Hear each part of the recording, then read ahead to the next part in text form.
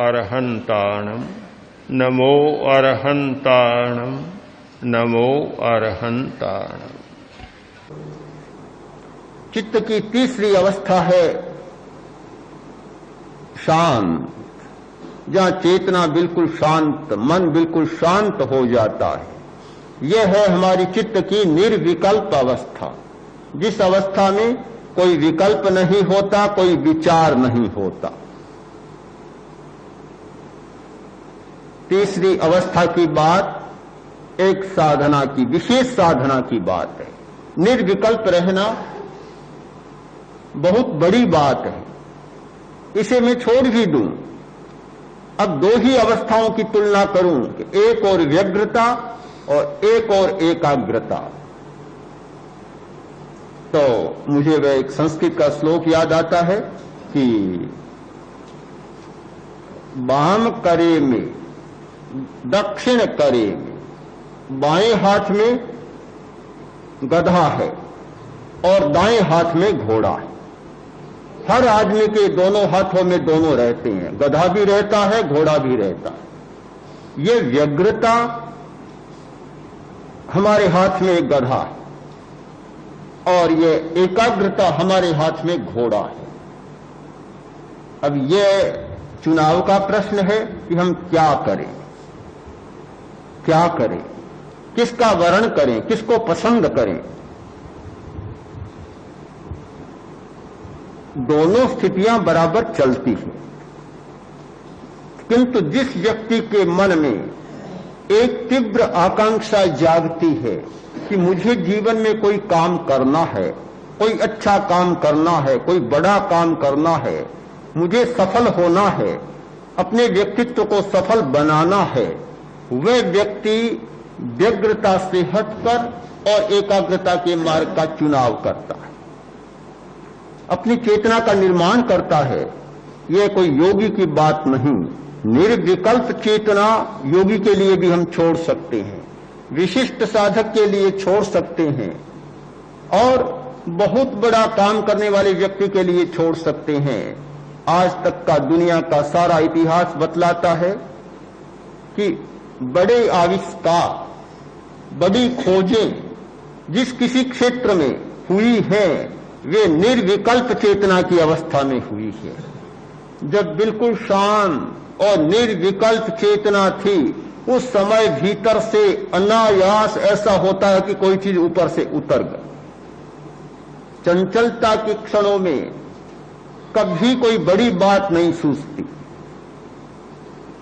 दर्पण में आप मुंह देख सकते हैं और हर आदमी दर्पण के सामने खड़ा होता है, मुंह देखता है। अब दर्पण को कोई ऐसे हिलाना शुरू कर दे, फिर आप मुंह देखें कैसी दिखता है, नहीं दिखेगा। चंचल दर्पण में अपने मुंह को नहीं देखा जा सकता। चंचलता की स्थिति में अपने व्यक्तित्व को भी नहीं देखा जा सकता, व्यक्तित्व को नहीं समझा जा सकता। हमारी बहुत सारी गलत मान्यताएं, हमारे बहुत सारे गलत विचार और हमारे बहुत सारे गलत निर्णय, वे चंचलता के क्षणों में होते। जब वह दर्पण स्थिर हो जाता है तो अपना प्रतिबिंब देखा जा सकता है, अपने आप को ठीक ढंग से देखा जा सकता है।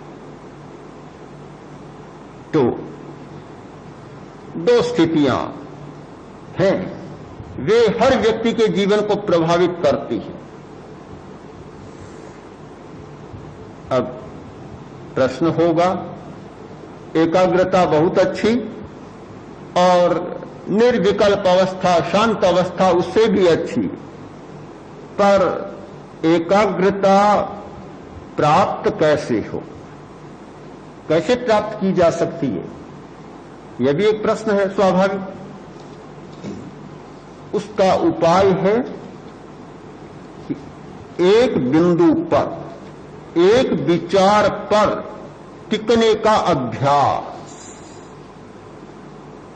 किसी एक विचार पर टिकने का अभ्यास, एक विचार ले लिया और उसी विचार पर हमारा अभ्यास चले।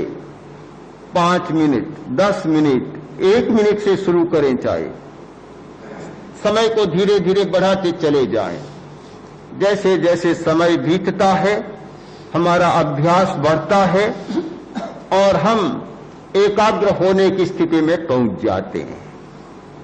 एक बिंदु पर जिसे हठ योग में त्राटक कहा गया, त्राटक की साधना बहुत महत्वपूर्ण साधना है। कोई एक बिंदु सामने रखा, खुली आंखों से देखना शुरू किया, देखते गए, अपलक आंखों से देखते गए, बहुत बड़ी शक्ति का विकास होता है। हमारे मस्तिष्क का एक पिछला भाग जो अभी तक भी शरीर शास्त्रियों के लिए और मनोवैज्ञानिकों के लिए भी रहस्य अभी बना हुआ है, उसके पूरे रहस्य अभी ज्ञात नहीं हुए हैं। मस्तिष्क की बहुत बड़ी व्याख्या हुई है, दायां मस्तिष्क, बायां मस्तिष्क, आगे का और पीछे का। बाएं की तो बहुत व्याख्या हो चुकी है, वह तर्क का है, गणित का है, भाषा का है, यानी हमारी सारी व्यवहारिक प्रवृत्तियों को संचालित करने वाला यह मस्तिष्क है। ये दायां भाग है मस्तिष्क का, ये आध्यात्मिक जीवन का है।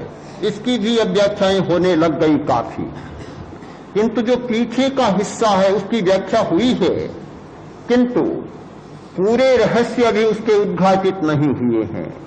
हम एक बिंदु पर विचार को केंद्रित करते हैं, खुली आंख से देखते हैं, पता चलेगा ये सारा भाग एकदम सक्रिय हो उठा है, स्पंदन ही स्पंदन, कंपन ही कंपन, ऐसा लगता है कि जैसे कोई उसकी धुलाई हो रही है। ये चेतना जागनी शुरू होती है, एकाग्रता बढ़ती है, पवित्रता भी बढ़ती है। किंतु बहुत कठिन है त्राटक। खुली आंखों से त्राटक करना बिना गुरु के निर्देशन के संभव नहीं है। कोई करता है तो आंखें भी खराब होती है और कठिनाइयां भी बढ़ जाती है। इसीलिए बिना गुरु के निर्देशन के बिना करना भी नहीं चाहिए। किंतु उससे सरल उपाय है अंतस्त्राटक, यानी भीतर में देखना, आंखें बंद और भीतर में देखना शुरू किया, किसी एक स्थान को चुन लिया। अभी आप ज्योति केंद्र पर ध्यान करते हैं, थोड़े समय के लिए करते हैं, क्योंकि अभी यात्रा शुरू हुई है। किसी व्यक्ति ने चाहा कि मुझे एकाग्रता बढ़ानी है, अपनी शक्तियां बढ़ानी है, ज्योति केंद्र पर, दर्शन केंद्र पर, आज्ञा चक्र पर लंबे समय तक ध्यान शुरू कर दिया। आंखें बंद, आंखों के लिए कोई कठिनाई नहीं, लंबे समय ध्यान शुरू किया। अंतस्त्राटक, एक आलंबन पर टिकने का अभ्यास हो जाएगा और एकाग्रता की शक्ति बढ़ जाएगी। यह एकाग्रता की शक्ति को विकसित करने के उपाय हैं शरीर के किसी एक हिस्से पर लंबे समय तक चित्त को टिका लेना, चाहे नासाग्र पर, चाहे भ्रिकुटी पर, चाहे ललाट के मध्य भाग में, चाहे कानों पर, नाभि पर या किसी स्थान पर। और किसी को संभव लगे तो बाह्य पर टिका लेना मार्गदर्शन के साथ, या किसी एक विचार पर, श्वास पर लंबे समय तक टिक जाना, एकाग्रता की शक्ति विकसित हो जाती है। फिर एक प्रश्न होगा कि किस लिए, इतना क्यों, किस लिए? क्या विलोना करने वाले के मन में प्रश्न नहीं उठता? गाय रखो, भैंस रखो, दूध दूहो, गरम करो, जमाओ, फिर विलोना करो, इतना किस लिए? किस लिए का प्रश्न ही क्या है? मक्खन चाहिए, नवनीत चाहिए, घी चाहिए। जिसको घी चाहिए उसे ये सारा करना होता है। हमारे जीवन का मक्खन है, नवनीत है एकाग्रता, सफलता। वे चाहिए तो ये सारा करना ही पड़ेगा। क्या होता है इससे? एकाग्रता की शक्ति विकसित होती है तो हमारी नियंत्रण की शक्ति विकसित होती है। नियंत्रण की शक्ति जिस व्यक्ति में नहीं होती वह कभी जीवन में सफल नहीं हो सकता। विचार पर नियंत्रण, कल्पना पर नियंत्रण, स्मृति पर नियंत्रण, आदतों पर नियंत्रण।